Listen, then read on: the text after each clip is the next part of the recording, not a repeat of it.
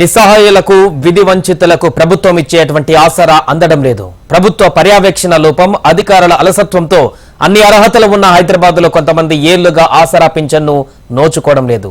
ఆలనా పాలన లేని అవ్వాతాతలు, పెద్ద దిక్కులేని వితంతులు, ఆర్థిక అందలేని దివ్యాంగులు ఎన్నిసార్లు అధికారుల చుట్టూ తిరిగినా పింఛను మాత్రం రావడం లేదని వాపోతున్నారు. కనీసం కొత్త ప్రభుత్వమైనా తమను ఆదుకోవాలని దీనంగా వేడుకుంటున్నారు.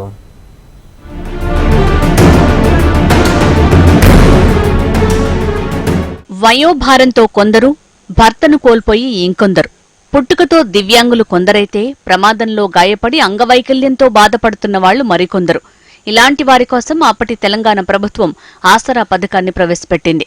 అయితే అధికారుల అలసత్వం, ఉదాసీనతతో సిటీలో చాలా మంది ఆసరా పథకానికి దూరమవుతున్నారు.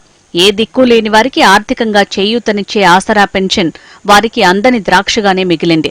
అర్హత ఉన్నా ఏండ్లుగా పింఛన్కు నోచుకోక ఆలనా పాలనా చూసేవారు లేక ఆర్థికంగా చతికిలబడిపోతున్నారు. ఇంటి పెద్దను కోల్పోయి ఆధారం లేని ఒంటరి మహిళలు, వృద్ధులు, దివ్యాంగులు పెన్షన్ కోసం ప్రభుత్వ కార్యాలయాల చుట్టూ కాళ్లరిగేలా తిరిగినా లాభం లేకుండా పోయింది. నెలవారీ మందులకు కూడా డబ్బులు లేవని వృద్ధులు వాపోతున్నారు. కొత్త ప్రభుత్వమైనా తమ గోడును వినిపించుకుంటుందా అని నగరంలోని పింఛన్ దరఖాస్తుదారులు ఆశగా ఎదురుచూస్తున్నారు. నేను ఇంట్లో కింద అప్లై చేసిన పింఛన్ వస్తలేదు. ఇన్నిసారి పోయిన డాక్టర్ సర్టిఫికేట్ కావాలంటారు, అది ఇస్తలేరు. ఎందుకో మరి ఎన్నిసార్లు తిరిగినాను, ఇంట్లో వెళ్ళట్లేదు. నాకు మా ఆయన చనిపోయినాడు. 2-3 సార్లు పింఛన్ అప్లై చేసినా వస్తలేదు. ఈసారి ఆయన పింఛన్ ఇస్తే ఇంట్లో ఖర్చులుగా వెళ్తుంది, పిల్లలకు ఫీజు అయినా వెళ్తుంది. పింఛన్ రాలేదు సార్. మళ్ళా ఇప్పుడు ముసలమ్మ అయినా కడగాల పడతలేవు, నేను వచ్చేటట్లు లేను ఆఫీస్. మళ్ళా ఎట్లా దయచేసి నాకు పింఛన్ చెప్పిండి సార్. అంత మందికి ఇచ్చిన ఏడ కూడా అయితలేదు సార్. నాకు మళ్ళా కాయిదాలు ఆఫీసే చేస్తలేరు. పైసలు వచ్చేటట్లు చేయండి సారు.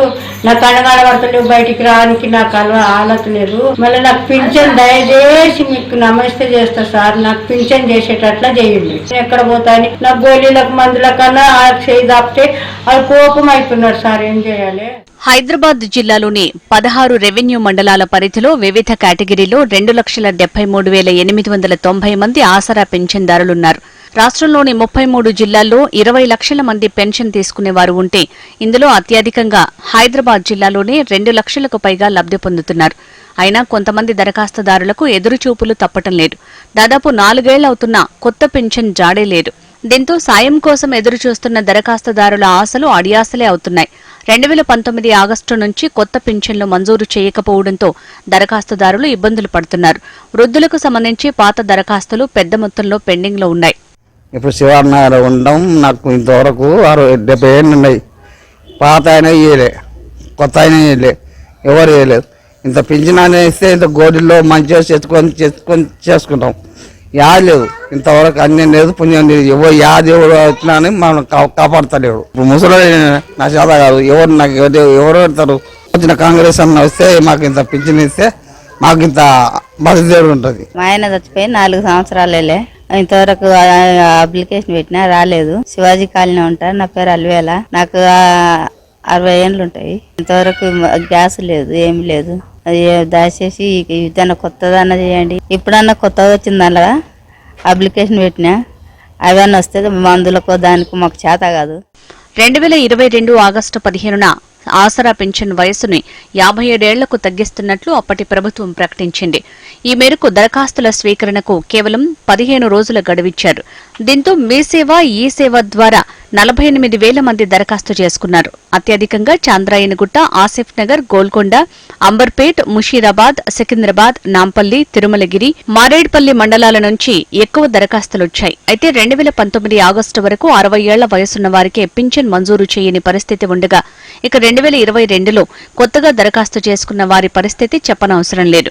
తమకు పింఛన్లు మంజూరు చేయాలని తహసీల్దార్ కార్యాలయాలు, కలెక్టరేట్ వద్దకు దరఖాస్తుదారులు చెప్పులరిగేలా తిరుగుతున్నారు.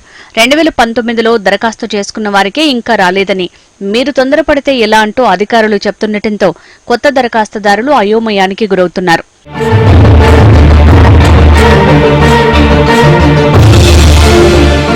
ఇదిలా ఉంటే 2019లో 65 వయస్సుతో దరఖాస్తు చేసుకున్న వారితో పాటు 2022లో ఆగస్టులో 57 వయస్సుతో మీ సేవా కేంద్రాల ద్వారా దరఖాస్తు చేసుకున్న వారి వివరాలు ఇప్పటికీ కలెక్టరేట్ కి చేరుకోలేదని ఆరోపణలు వస్తున్నాయి. ప్రభుత్వం నుంచి ఖచ్చితమైన గైడ్ లైన్స్ వచ్చిన తర్వాత పెన్షన్ పై ముందుకు వెళ్తామని, అర్హులైన వారికి తప్పకుండా వచ్చేలా చర్యలు తీసుకుంటామని అధికారులు చెబుతున్నారు.